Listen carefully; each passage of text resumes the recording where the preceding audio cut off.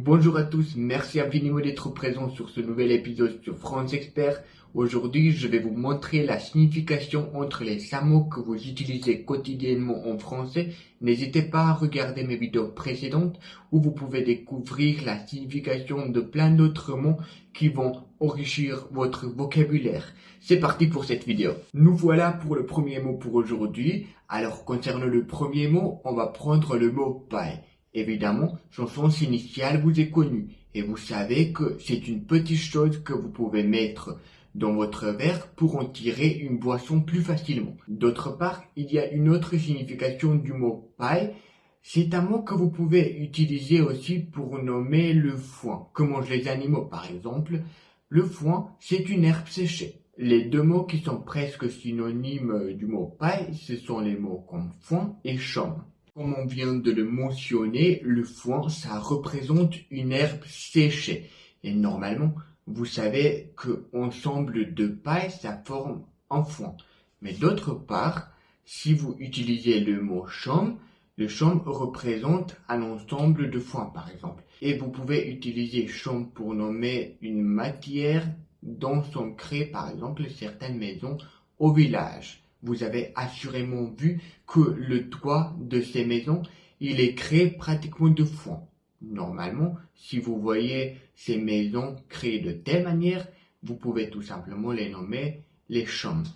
Vous savez que plein de mots qu'on introduit ont pratiquement la même base. C'est notre objectif de démontrer la signification entre ces mots. Alors, c'est bel et bien le cas avec notre deuxième mot qu'on a pour aujourd'hui. Si vous entendez par exemple le mot hache, vous comprenez que c'est un objet qui vous sert afin de couper du bois par exemple. Mais d'autre part, est-ce que vous auriez compris la signification entre hache, hachoir et hachette?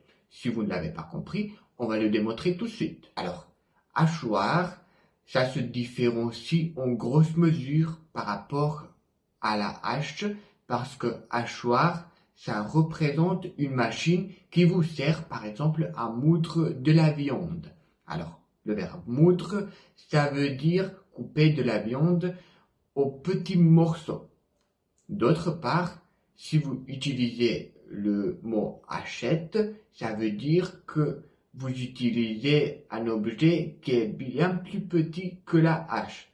Alors, hachette et hache ont pratiquement le même sens, sauf que si au mot hache, vous ajoutez un petit suffixe et, vous obtenez un diminutif. On est arrivé à notre troisième mot pour aujourd'hui. C'est le mot que vous utilisez très souvent dans la cuisine. Alors, il s'agit du mot couteau. Vous savez que si vous voulez couper de la nourriture, vous allez probablement dire couteau. Mais est-ce que vous auriez compris la signification entre les mots comme épluchoir, canif et couteau? Alors, sinon, voyons le voir. Alors, si vous dites à quelqu'un que vous utilisez épluchoir, vous lui avez dit que vous utilisez un petit objet qui vous sert à éplucher de la pomme de terre, par exemple.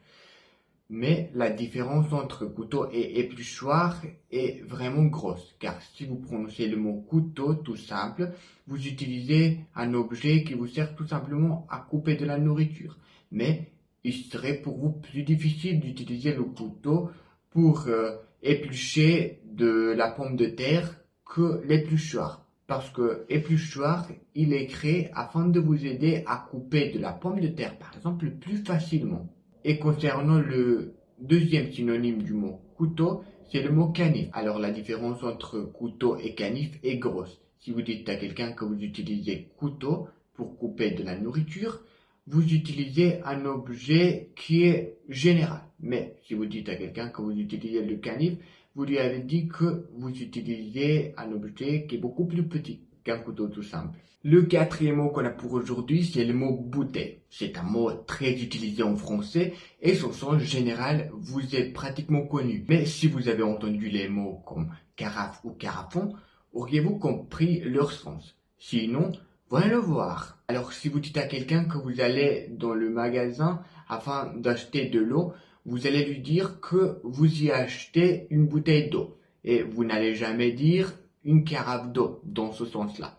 Mais par contre, si vous invitez vos amis dans votre maison Et si chacun de vos amis vous dit par exemple de lui apporter de l'eau, ça va être plus pratique pour vous de verser de l'eau dans une carafe et de la mettre sur votre table afin que tout le monde puisse s'en servir que d'aller tout le temps de la cuisine et d'apporter de l'eau, n'est-ce pas? Et d'autre part, si vous n'êtes pas si nombreux dans votre maison et si vous n'avez pas besoin de tant de quantité d'eau, vous allez verser de l'eau dans un carafon. Alors, carafon, il a pratiquement le même sens que carafe. Il s'agit d'un objet qui est bien plus petit qu'une carafe.